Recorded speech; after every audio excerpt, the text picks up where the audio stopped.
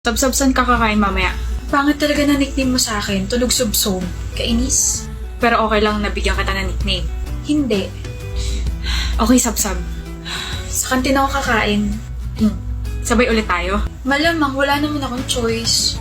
Nga pala, ano number mo? Bakit mo kailangan? Survey lang. So, ibig sabihin marami kami pinagtanungan mo.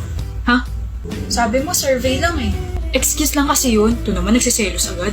Hindi ako nagsiselos. Kaya ako tinatanong kasi ang tagal na kitang gusto pero wala pa rin ako number mo. Nasa-chat mo naman ako. Hindi ko naman online palagi kaya hindi mo rin nababasa yung mga chat ko, di ba? Okay.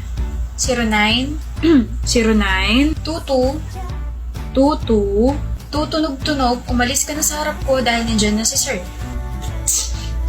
Huwag mo ako mamiss masyado ah. Dito muna ako pre ah.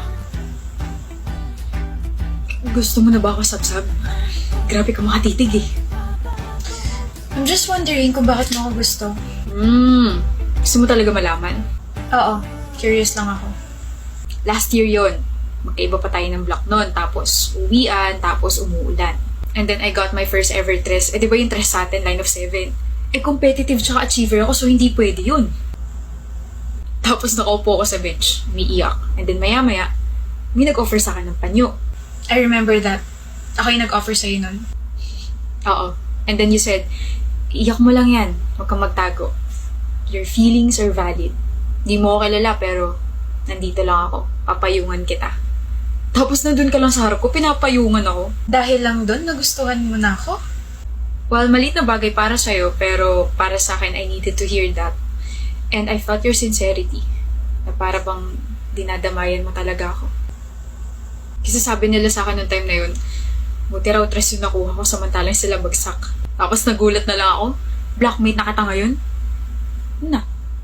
Doon talaga nagsimula lahat. Sorry, ako nauna.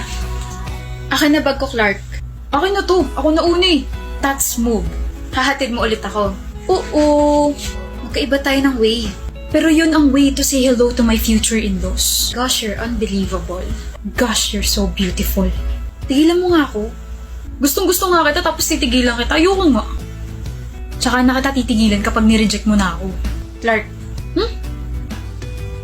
Oh. Ano to? Number ko. Tara na.